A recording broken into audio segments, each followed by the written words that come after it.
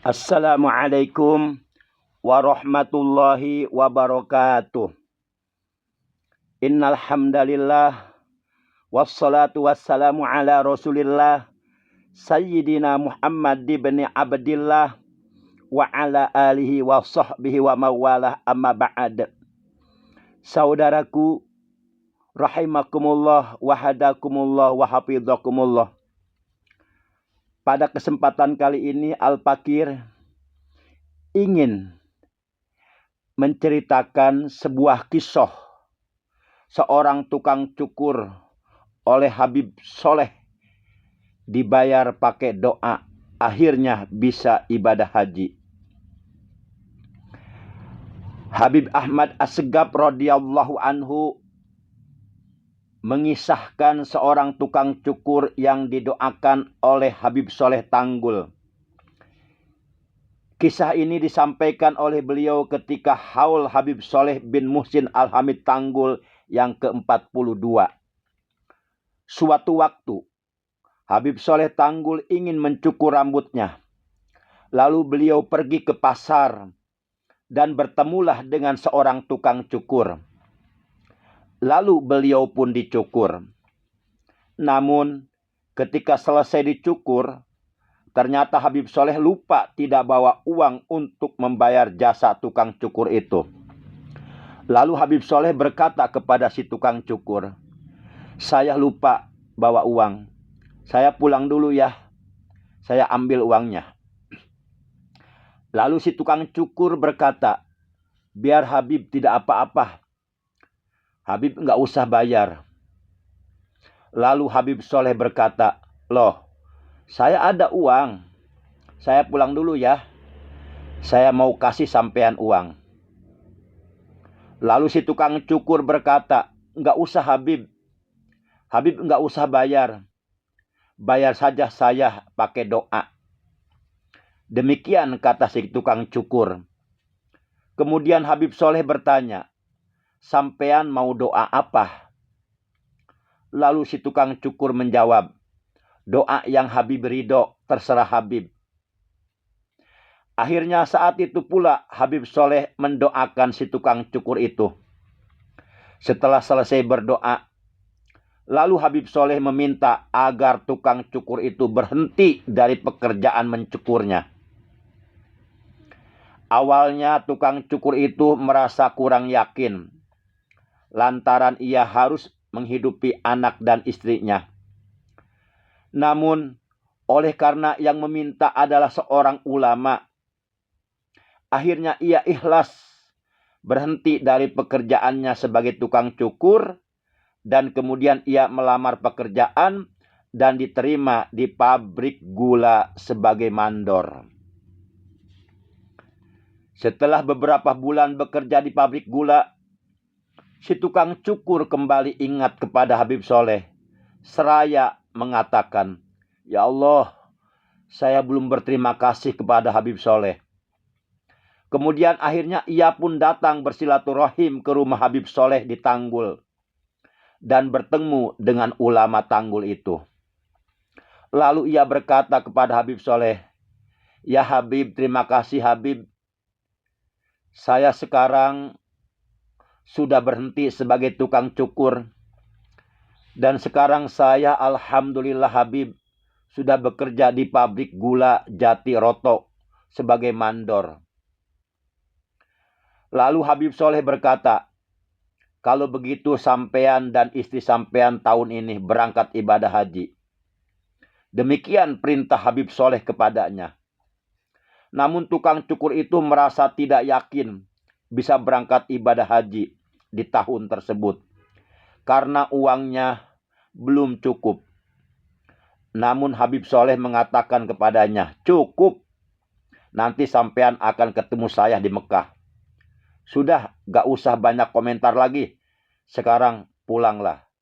Demikian kata Habib Soleh. Lalu kemudian si tukang cukur itu pun pulang dan pamitan kepada Habib Soleh.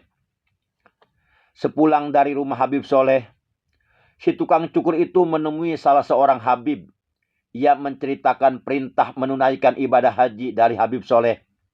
dan ia pun menceritakan kondisi keuangannya saat ini.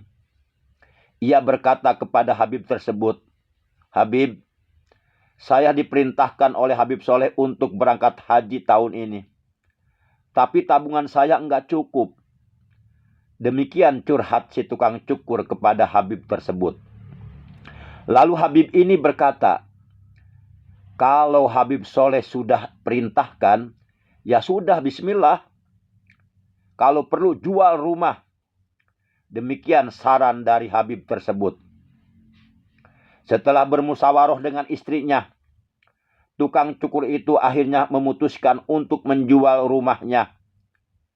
Tak lama kemudian ia pun menemukan pembelinya. Singkat cerita, harga rumah telah disepakati oleh kedua belah pihak. Ketika si pembeli rumah akan menyerahkan uangnya kepada si tukang cukur, si pembeli rumah bertanya, "Ini sampean jual rumah mau pindah kemana?" Lalu si tukang cukur berkata, "Saya juga masih bingung. Saya jual rumah ini karena dapat perintah dari Habib Soleh, disuruh berangkat ibadah haji. Sedangkan uang tabungan saya belum cukup. Makanya saya jual rumah." Demikian kata si tukang cukur kepada pembeli rumahnya. Lalu si pembeli rumah berkata, "Kalau begitu, karena ini adalah perintah dari Habib Soleh, ini uang saya gak jadi untuk beli rumah sampean. Sampean pakai aja uang saya ini buat ongkos naik haji sampean bersama istri sampean." Demikian kata si pembeli rumah. Subhanallah, Allahu Akbar. Begitulah barokahnya dan karomahnya dari Habib Soleh Tanggul.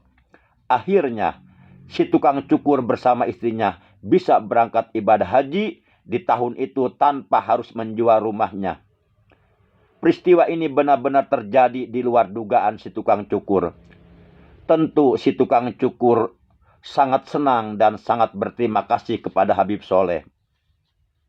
Ingatlah saudaraku, bahwa Habib Soleh itu juriyah Nabi, keturunan Nabi. Jika kita berziarah ke makom beliau di Tanggul dengan niat semata-mata melaksanakan perintah Rasulullah SAW dalam hadisnya, maka tentu kita akan mendapatkan pahala dari Allah. Dan jika kita berziarah ke makom beliau dengan niat tabarruk, ngalap barokah, maka tentu kita akan memperoleh keberkahan-keberkahan dari Allah. Dan jika kita berziarah ke makom beliau dengan niat memuliakan ahlul bait Rasulullah atau memuliakan keturunan Rasulullah, maka tentu di hari kiamat kita akan mendapatkan syafaat dari Nabi Muhammad SAW. Dalam hadis yang diriwayatkan oleh Imam Ad-Dailami radhiyallahu anhu, Rasulullah SAW telah bersabda, "Arba'atun ana lahum syafi'un yaumal qiyamah. Al-mukrimu li dzurriyyati wal qadhiyu lahum hawaijahum wasa'iyu lahum fi umurihim indabtirarihim ilaihi wal muhibbu lahum biqalbihi walisanihi." Artinya, Rasulullah SAW telah bersabda, "Aku akan memberi syafaat khusus di hari kiamat kepada 4 golongan, yaitu 1, orang yang memuliakan keturunanku, yaitu para habaib. 2, orang yang memenuhi hajat-hajat mereka. 3, orang yang membantu urusan-urusan mereka di saat mereka butuh bantuan. Yang keempat, orang yang mencintai mereka, yakni mencintai keturunan Nabi dengan hati dan lisannya." Demikian menurut keterangan dalam hadis yang diriwayatkan oleh Imam Ad-Dailami. Semoga apa yang Al-Fakir sampaikan ini bermanfaat untuk kita semuanya dan menjadi motivasi agar kita tetap istiqomah mencintai juriyah Nabi, mencintai para ulama yang soleh, mencintai para aulia Allah. Insya Allah hidup kita akan barokah dunia dan akhirat. Hadanallahu wa iyyakum ajma'in. Wassalamualaikum warahmatullahi wabarakatuh.